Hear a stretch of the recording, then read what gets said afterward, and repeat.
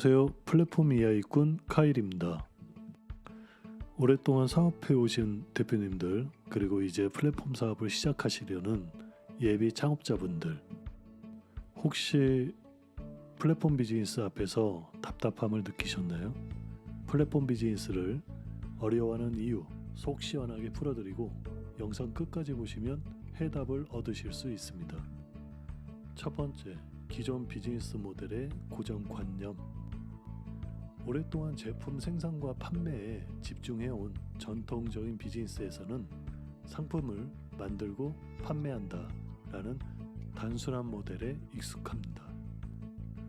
하지만 플랫폼 비즈니스는 직접 가치를 생산하는 것이 아니라 참여자 간의 상호작용을 통해 가치를 창출합니다. 여기에서 참여자는 플랫폼 서비스를 이용하는 모든 사용자들을 의미합니다. 이때 내가 아닌 참여자가 주체가 된다라는 새로운 사고방식이 필요한 것이죠. 예를 들어 보겠습니다. 식당을 직접 운영하는 대신 배달의 민족은 식당을 중개하는 것으로 전혀 다른 접근 방식입니다. 식당의 메뉴를 제공하는 사업주, 메뉴를 주문하는 소비자, 이 두 참여자의 상호작용이 배달의 민족 플랫폼의 가치를 창출합니다. 수익은 여기에서 발생이 되는 것이죠. 기존 정통적인 비즈니스였다면 여러분은 식당을 오픈하고 음식을 제공하고 소비자는 여러분에게 전화 주문과 함께 배달을 통해 음식을 건네받거나 직접 여러분의 식당에 방문하여 주문을 했겠지요. 새로운 사고방식이 왜 필요한지 이해가 되셨나요? 두 번째, 네트워크 효과의 이해 부족. 플랫폼의 핵심은 바로 네트워크 효과입니다. 사용자가 많아질수록 플랫폼의 가치가 커지는데요. 전통적인 비즈니스에서는 고객을 단순한 구매자로 보지만 플랫폼 비즈니스에서는 고객이자 동시에 생산자이기도 합니다. 이 다차원적인 관계를 이해하는 것은 쉽지 않은 도전이고 매우 중요합니다. 다차원적인 관계에 대해서 설명을 해보겠습니다. 여러분이 잘 알고 있는 유튜브를 예를 들자면 유튜브 방송을 시청하는 시청자가 있고 유튜브 콘텐츠를 제작하는 크리에이터가 있습니다. 어느 날 유튜브 시청을 했던 소비자가 자기도 유튜버가 되겠다고 하면서 콘텐츠를 제작합니다. 바로 이 부분이 고객이자 생산자가 되는 다차원적인 관계입니다. 기존 전통적인 비즈니스 사고방식에서는 쉽게 이해되지 않는 데모이기도 합니다. 네트워크 효과를 높이기 위해서는 이 다차원적인 관계에 대한 이해를 바탕으로 사용자들이 많아지도록 하는 전략이 필요합니다. 사용자가 많아질수록 플랫폼의 가치가 커지는 것, 바로 이것이 네트워크 효과를 이해해야만이 플랫폼의 성공에 가까워질 수 있는 것입니다. 세 번째, 기술적 이해와 디지털 전환의 벽. 플랫폼 비즈니스는 대부분이 디지털 기술에 의존합니다. 데이터 분석, 앱 개발, 클라우드 서비스 등 기술적인 요소가 중요한데 오랜 시간 전통적인 비즈니스를 운영한 분들은 이런 기술적 요소에 익숙하지 않아서 디지털 전환 자체가 큰 장벽으로 작용될 수 있습니다. 하지만 디지털 기술 없는 비즈니스는 이제 더 이상 상상하기 어려운 것 같습니다. 우리 주변을 살펴봐도 충분히 느껴볼 수 있는 대목이죠. 디지털 트랜스포메이션. 아날로그에 익숙한 분들이 디지털에 익숙해지고 발전해 가는 과정을 의미하는데요. 플랫폼 비즈니스를 하기 위해서는 선택이 아닌 필수입니다.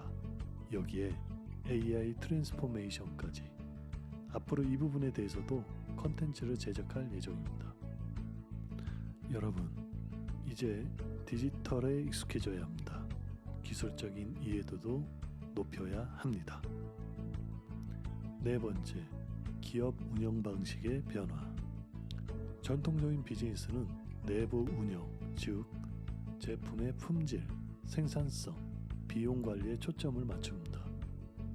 하지만 플랫폼 비즈니스는 생태계 관리, 사용자 경험, 네트워크 효과 극대화 등 외부와의 상호작용이 핵심입니다. 방금 전 이야기는 제가 이전에 제작한 콘텐츠에서도 언급한 내용인데요. 이처럼 내부 통제 중심에서 외부 관계 중심으로 전환하는 것은 익숙하지 않은 운영 방식을 요구하는 것입니다. 기존 비즈니스는 내부 중심의 비즈니스 운영이 일반적이었습니다. 하지만 외부 관계라니 정말 기존의 사업을 하시는 분들에게는 익숙하지 않은 접근법입니다. 다섯 번째, 빠른 의사결정과 민첩성 부족. 플랫폼 비즈니스는 변화가 빠른 디지털 환경에서 유연하고 신속한 의사결정을 요구합니다. 변화의 주기가 점점 빨라지고 있습니다. 저 역시 자주 느껴지는 부분입니다. 기술의 변화도 빠르지만 디지털 기술 기반의 플랫폼 비즈니스도 이에 따라 빠르게 변화를 갖습니다. 이제는 플랫폼 비즈니스에서도 AI를 빼놓고 이야기하기 어려운 상황이 빠르게 다가오고 있습니다. 참 적응밖에는 답이 없는 쉽지 않은 상황이기도 합니다. 여섯 번째, 수익 모델의 복잡성. 전통적인 비즈니스의 수익 모델은 단순히 제품 판매에 따른 이익 계산으로 끝나지만 플랫폼 비즈니스는 수수료, 광고, 데이터 수익화 등 복잡한 요소들이 얽혀 있습니다. 이 복잡한 구조를 이해하고 운영하기 위해서는 추가적인 시간과 노력이 필요합니다. 데이터가 수익이 되는 비즈니스 세상입니다. 한국에서도 데이터로 수익을 벌어들이고 있는 수많은 플랫폼 회사들이 많습니다. 세상에 공짜가 없듯이 우리가 사용하고 있는 무료 서비스들은 소비자가 비용을 지불하는 대신 데이터를 지불하고 있는 것입니다. 요즘은 배달의 민족에서 포장 수수료에 대한 이슈가 커지고 있지요. 이전에 전혀 상상하지 못했던 수익 모델입니다. 여러분들도 구글 검색, 지메일 사용하고 계시죠? 데이터가 수익이 되는 세상이니 왜 데이터 분석이 필요한지 알 수 있습니다. 데이터 수익화가 복잡한 요소를 갖고 있듯이 이 부분을 이해하고 접근하기 위해서는 많은 시간과 노력이 필요한 것입니다. 일곱 번째, 참여자 중심 생태계 관리. 전통적인 비즈니스는 제품이나 서비스의 질을 관리하는 데 집중하지만 플랫폼 비즈니스는 생산자와 소비자 간의 신뢰와 만족도를 관리해야 합니다. 참여자 간의 충돌이나 품질 문제, 규제 대응 등 다양한 이슈를 해결하는 방법은 일반적인 비즈니스를 하시는 분들에게는 익숙하지 않은 영역일 수 있습니다. 참여자들 간의 충돌은 여러분들께서도 미디어를 통해 보신 적이 있을 것입니다.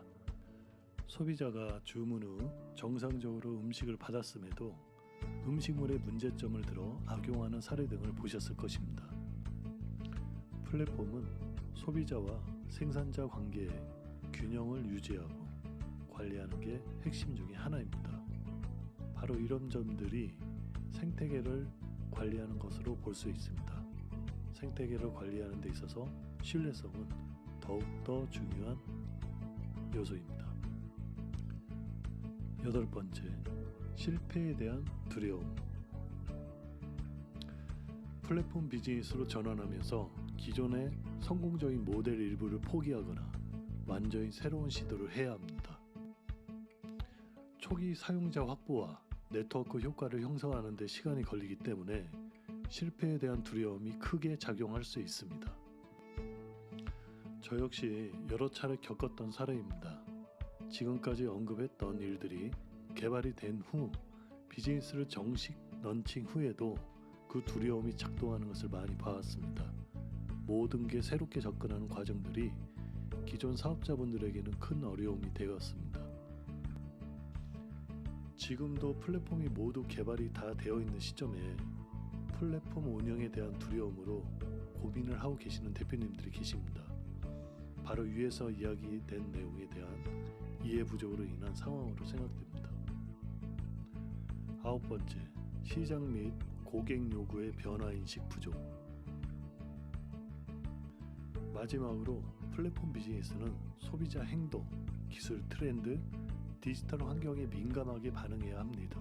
그러나 오랜 경험을 가진 분들은 기존 고객층과 시장 니즈에 익숙해져 있어서 빠르게 변화하는 환경을 읽어내는 데 어려움을 겪는 경우가 많습니다. 무엇보다도 더욱 디지털화가 된 미래 고객들이 플랫폼 비즈니스를 통해 가치를 만들어낼 것입니다. 이제는 더욱 빠르게 변화하는 환경에 적응하고 비즈니스를 해야 할 시대가 된 것입니다. 자, 이제 결론 및 극복 방법입니다. 요약하자면 전통적인 비즈니스 모델에 익숙한 분들이 플랫폼 비즈니스를 이해하고 적응하기 어려운 이유는 새로운 사고 방식과 디지털 기술 그리고 네트워크 중심의 운영 방식을 받아들이기 위한 심리적 도전 때문입니다. 그렇다면 이러한 도전을 극복하기 위해선 어떻게 해야 할까요? 첫 번째, 플랫폼 비즈니스 성공 사례를 학습하는 겁니다. 에어비앤비, 배달의 민족, 쿠팡 등의 성공 사례를 통해서 모델을 이해해 보세요. 두 번째, 기본 디지털 기술 습득. 데이터 분석이나 앱 개발 등 디지털 도구에 대한 기초 지식을 갖추는 것이 중요합니다. 특히 데이터 분석은 매우 중요합니다. 세 번째, 시장 변화와 고객 니즈 분석. 변화하는 소비자 트렌드와 시장 요구를 지속적으로 모니터링하세요. 예를 들면 MZ 세대가 하고 있는 틱톡이나 아니면 인스타그램 이런 SNS 플랫폼을 통해서 하는 광고들을 보신 적이 많으실 겁니다. 네 번째, 전문가의 도움받기. 초기 전략 설계 및 실행 시에 전문가의 조언을 활용해서 전환 과정을 원활하게 만드세요. 단순히 앱 개발이나 웹 서비스를 개발하는 거나 그게 중요한 게 아닙니다.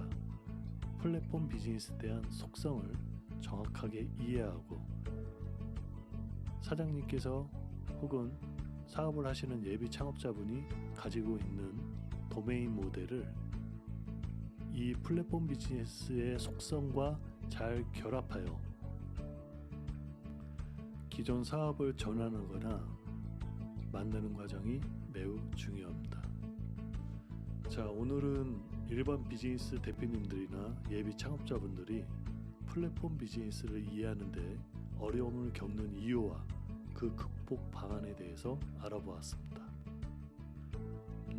여러분도 변화하는 시대에 맞춰 새로운 비즈니스 모델을 학습하고 도전을 두려워하지 않으셨으면 합니다.